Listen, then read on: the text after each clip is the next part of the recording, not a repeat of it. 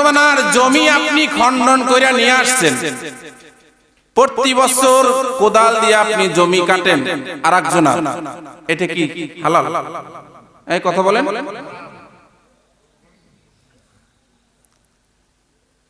যে কোনো মাধ্যমে আরেকজনের কৌশলে ভালাই আরেকজনের আজ সম্পদ আত্মসাৎ করলেন, এটাও কি হারাম?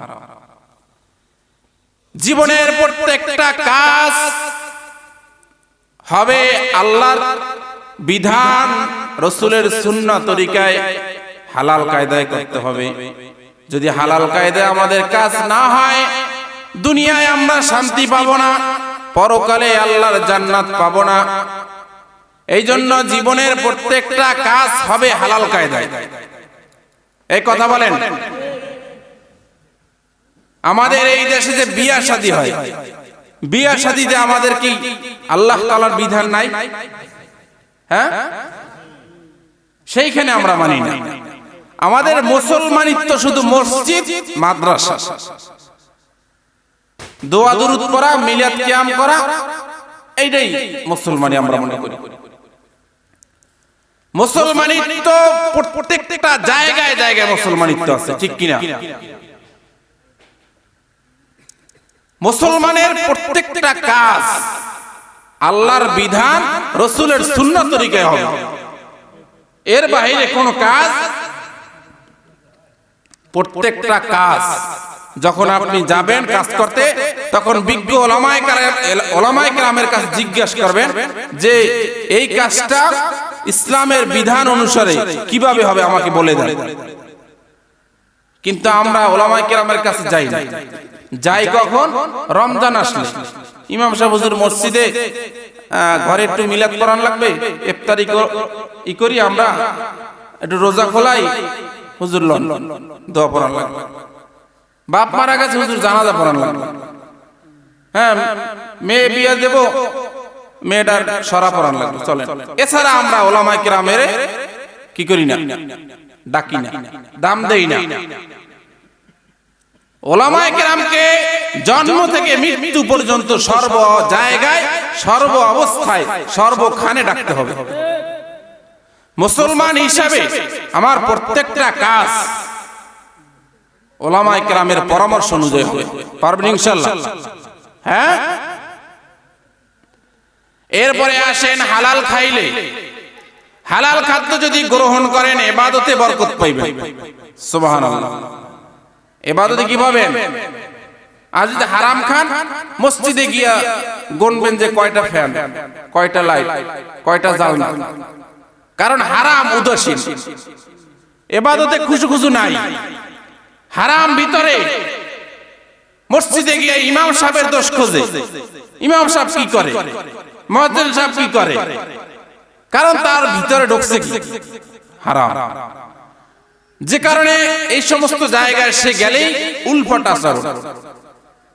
কিন্তু যদি হারাম খায়, যদি হালাল খায়, হালাল খাওয়ার পরে তার ইবাদতের ভিতরে মনোযোগী আসবে, ইবাদতের ভিতরে মজা পাবে, ইবাদতের ভিতরে শান্ত লাগবে, এবং এই ইবাদত আল্লাহর কাছে কবুল হবে। জামানার বড় ইমাম ছিলেন ইমামে আজম। আমাদের ইমামের নাম কি? আমরা কোন ইমামের অনুসারী? ইমাম আজম আবু হানিফা রাহমাতুল্লাহ আলাইহি, যার নাম নোমান ইবনে সাবিত। আমরা আবু হানিফা নামে কি পরিচিত। এই নোমান ইবনে সাবিত একদিন দাওয়াত দিলেন। আবু ইউসুফ রাহমাতুল্লাহ আলাইহি তার ছাত্র, ওস্তাদের ছাত্র দাওয়াত দেয় না যে আপনি আমাদের বাসায় যাবেন, একটু মেহমানদারি করাবেন। ইউসুফ রাহমাতুল্লাহ আলাইহি হলেন ছাত্র, ওস্তাদ হলেন আবু হানিফা। ইমাম আবু হানিফা রাহমাতুল্লাহ আলাইহি দাওয়াত গ্রহণ করলেন যে ঠিক আছে, তোমাদের বাড়িতে যাব, তোমার দাওয়াত আমি গ্রহণ করলাম।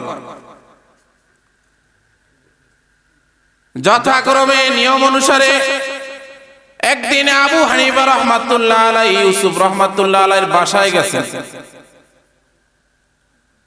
তার জন্য বিভিন্ন প্রকার খানা দানা জোগাড় করছেন।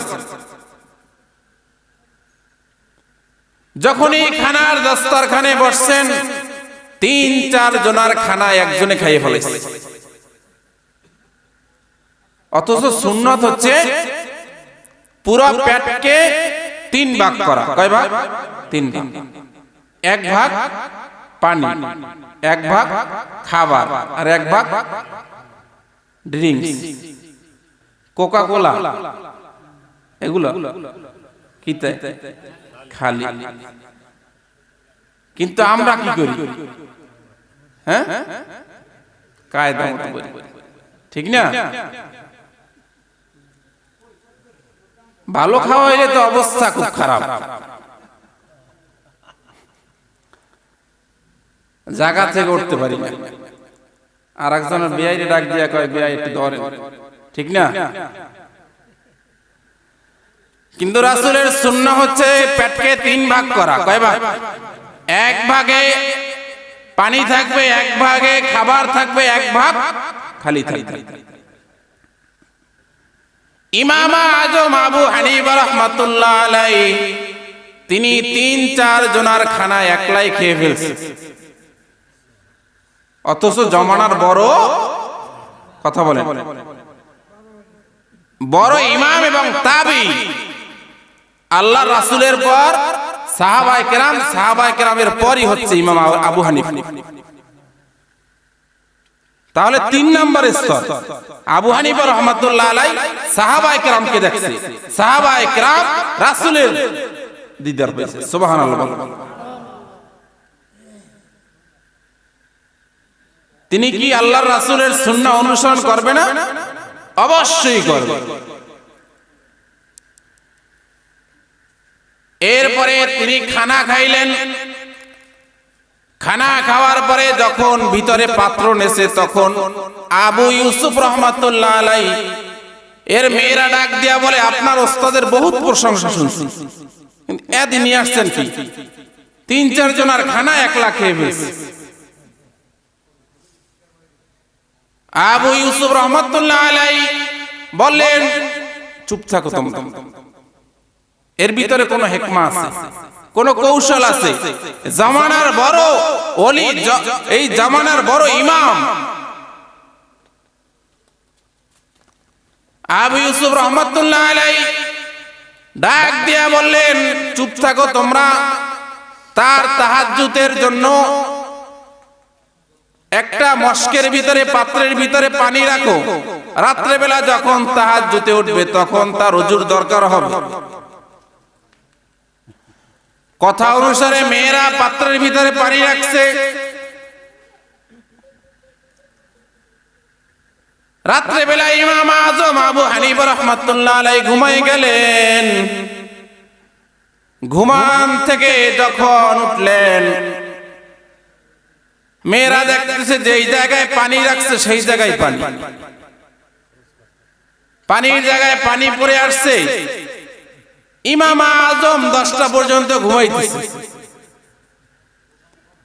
আপনাদের মসজিদের ইমাম সাহেব 10টা পর্যন্ত যদি ঘুমায় লাগাতার, আপনারা কি বলবেন? হুজুর গাড়ি বস্তা লন, চলে যায়। মেয়েরা তো ডাক দিচ্ছে যে আপনার ওস্তাদের এত প্রশংসা, এত সুনাম শুনলাম, এতে 10টা পর্যন্ত ঘুমায়, ফজরও পড়ে না।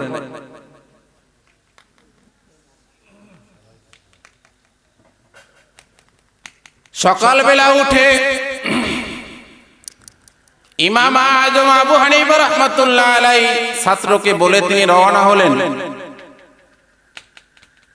বাবার কাছে মেয়েরা যে প্রশ্ন কইরা রাখছে রাত্রে বেলা, বলে আমি সরাসরি বলবো তার কাছে।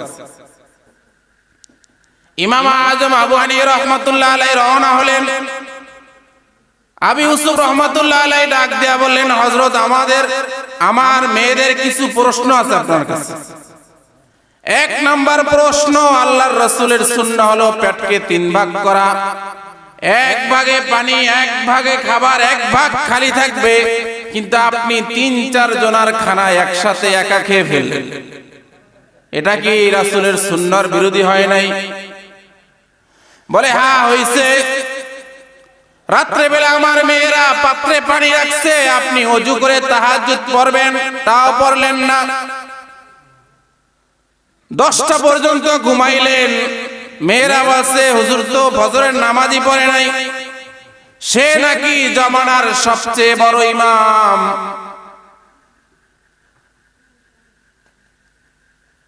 আবু ইউসুফ রাহমাতুল্লাহ আলাইহি ডাক দিয়া বললেন, ইউসুফ তুমি শোনো, রাত্রে বেলা যখন তোমার এই ঘরে আসলাম, খানা খাইলাম, ৩-৪ জনের খানা যখন আমার সামনে হাজির করছো, খানার দিকে তাকায় দেখলাম যে আসমান থেকে আল্লাহর রহমত নাজিল হয়।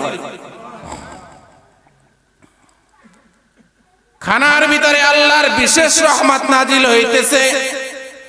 আমি আবু হানিফা রাহমাতুল্লাহ আলাইহির কাশফ হয়ে গেছে, আমি আল্লাহর রহমতগুলো দেখতে পাইলাম, যে কারণে আমি এই সম্পূর্ণ খানা একাই খাইলাম।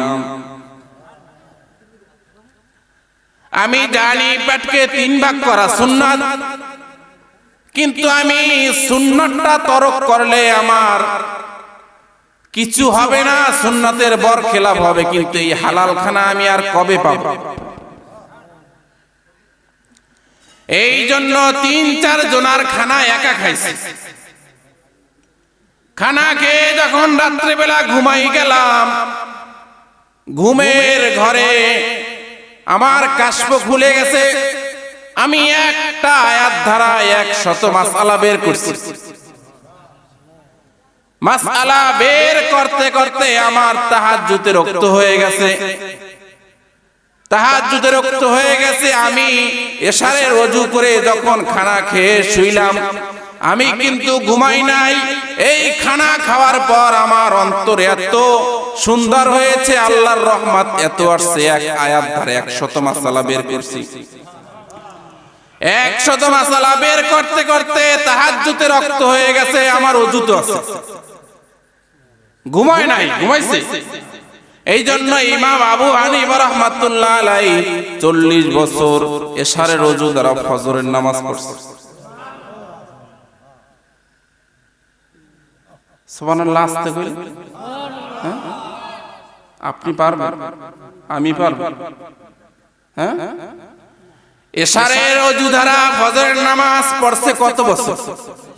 40 বছর। এমন ব্যক্তি পড়ছে, এই ব্যক্তি এক আয়াত ধারা 100 মাসআলা বের করছেন এবং তাহাজ্জুদে রক্ত হয়ে গেছে। এই জন্য তার ওযু করা লাগে নাই, তাহাজ্জুদ পড়ছেন। তাহাজ্জুদ পড়া শেষ হয়ে গেছে, ফজরের আযান হয়ে গেছে। ফজরের আযান হয়ে যাওয়ার পর ফজরের নামাজ পড়ে তারপরে আমি ঘুমাইছি। যেটা বুঝানোর উদ্দেশ্য যে হালাল খানা যদি আপনি খান তাহলে আপনার ইবাদতে মন বসবে, আর যদি আপনি হারাম খান, কি খান? হারাম, তাহলে মসজিদে যাইতে মন চাইবে, মসজিদে যাইতে মন চাইবে না, এই মাহফিলে আসতে মন চাইবে না, দিনের কোনো কাজে অংশগ্রহণ করতে মন চাইবে না।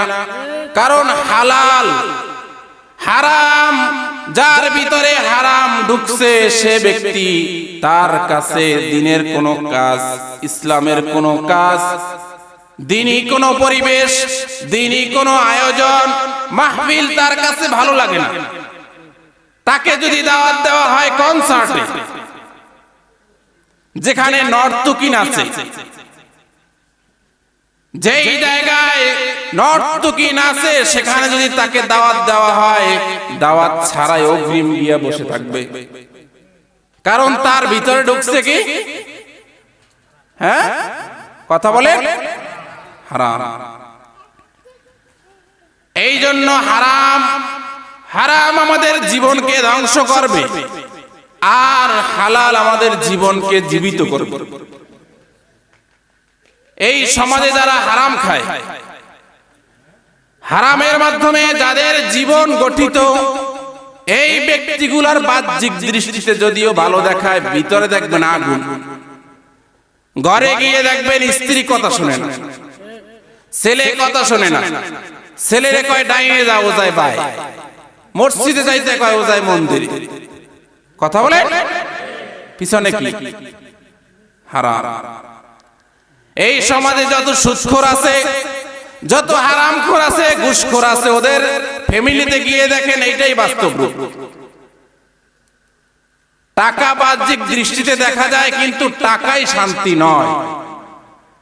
ইসলামের প্রত্যেকটা বিধান যদি জীবনে ধারণ করতে পারি, বাস্তবায়ন করতে পারি, সেই ক্ষেত্রেই আমার সফলতা। ইসলামের বিধান আমার ভিতরে না থাকলে আমার মতো বিফল, আমার মতো অসহায় আর কেউ নয়। রাসূল হাদিসে বলেন, কিয়ামতের ময়দানে সবচেয়ে গরীব অসহায় ওই ব্যক্তি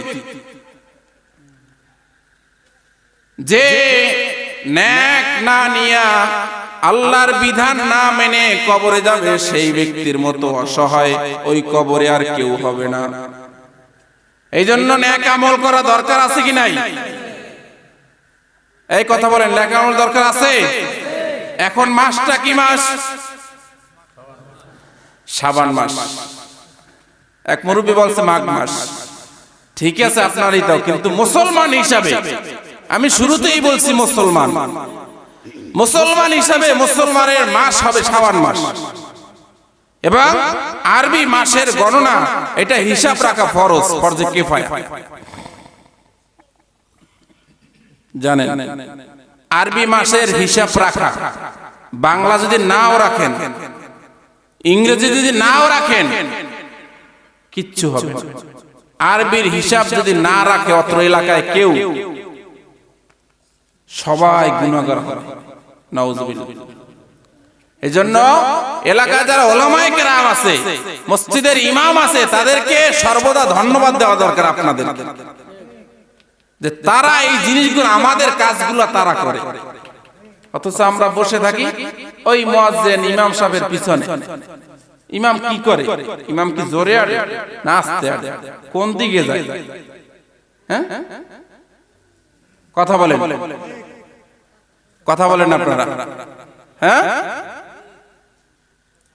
বাস্তবতা কিন্তু এইটাই। এই জিনিসগুলো থেকে আমাদের ফিরে আসতে হবে।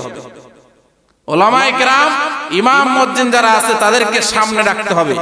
তাদের কোনো দোষ ত্রুটি একান্ত থাকেই যদি, তাকে পাশে নিয়ে তাকে বলা যে আপনার এই কাজটা এরকম না, এরকম হইলে ভালো হয়। আদবের সাথে বলা। উলামায়ে কেরামের সাথে বেয়াদবি করা মানে আল্লাহর নবীর সাথে বেয়াদবি করা। কারণ আল্লাহর নবী বলছেন, আমার অবর্তমানে আমি থাকবো না, কিয়ামত পর্যন্ত কোন নবী আসবে না। এই উলামায়ে কেরাম আমার ওয়ারিস। আপনার বাবা মারা গেছে, আপনাকে পৃথিবীতে ওয়ারিস দিয়ে গেছে, ঠিক কিনা? ওয়ারিসটাই হয়ে গেছে। কিন্তু আল্লাহর নবী ইন্তেকাল করছেন, তিনি আর পৃথিবীতে আসবে না। তার যে দিনের কাজ, দিনের দাওয়াত, দিনের প্রচার প্রসার, এগুলা কারা করবে? ইন্নাল উলামা ওয়ারাসাতুল আম্বিয়া। এই উলামায়ে কেরাম করবে। উলামায়ে কেরাম এই দায়িত্ব পালন করবে। এই জন্য এই শাবান মাসের আরবি মাসগুলোর হিসাব রাখা ফরজে কিফায়া, ফরজ। এখানে কয়জন আছেন আরবি আজকে কয় তারিখ চলে বলতে পারেন? হ্যাঁ, ইংরেজি বললে আজকে কয় তারিখ? 1 তারিখ। টপ করে বলি। বাংলা বললে তাও অনেক মুরব্বি আছে, বাংলা তাদের মুখস্থ।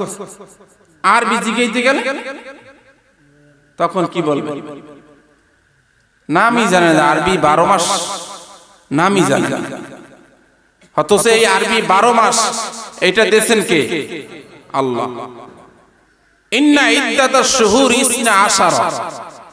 12 মাস দিয়েছেন কে? আল্লাহ। এই 12 মাসের ভিতরে সর্বশ্রেষ্ঠ মাস কি?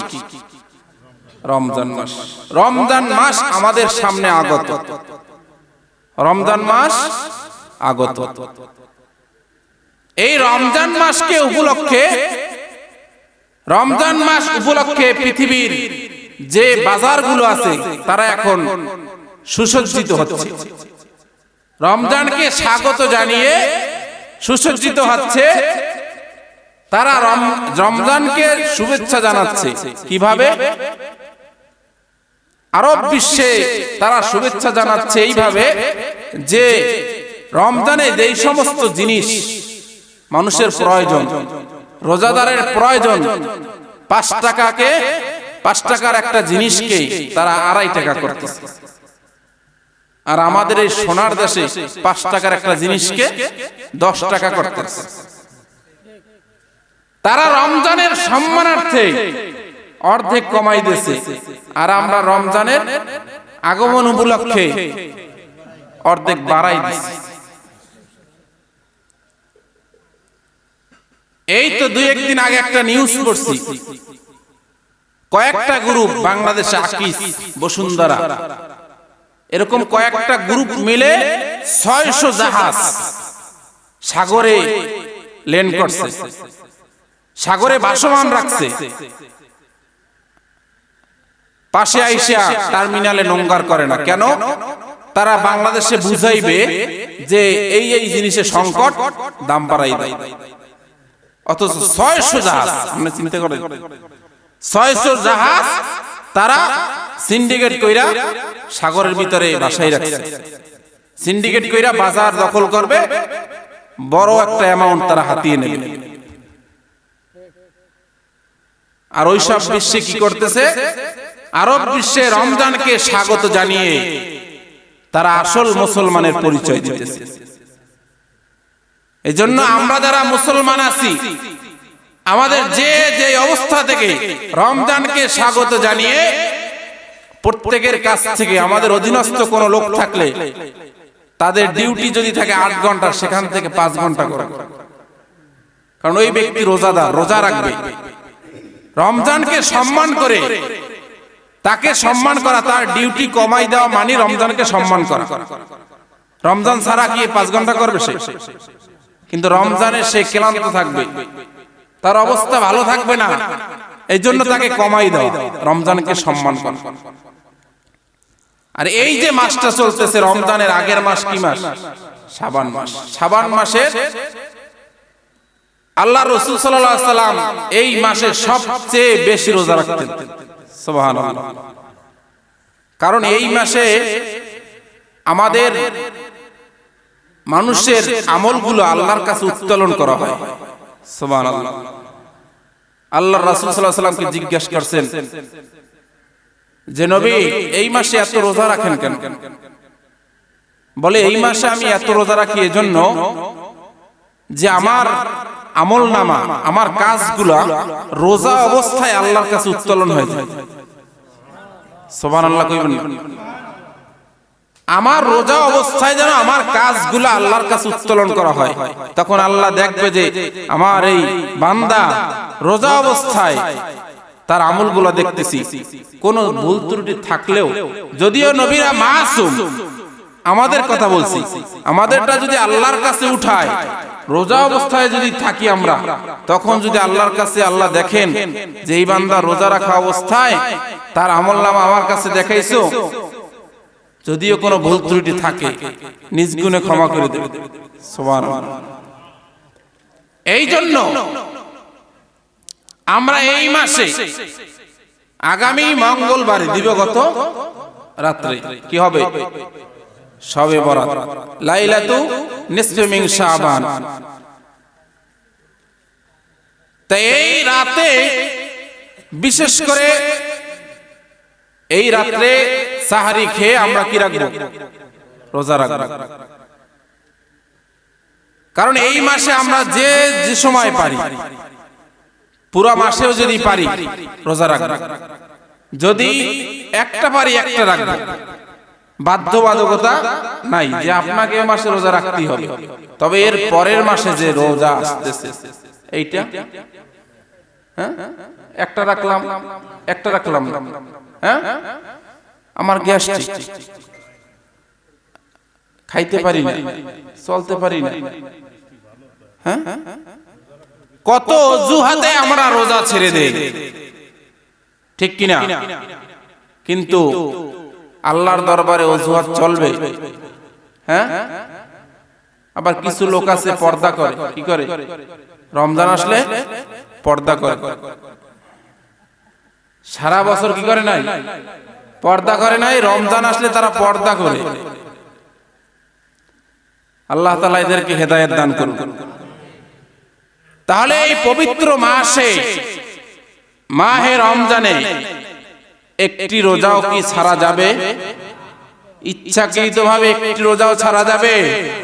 কথা বলেন। এই রোজা এটা ফরজ, এটা কি ফরজ, আল্লাহর বিধান। জীবনে যাই কিছু করেন আর না করেন, কোনদিন ফরজ তরক করবেন না, কারণ আল্লাহর আদালতে এই ফরজের হিসাব হবে।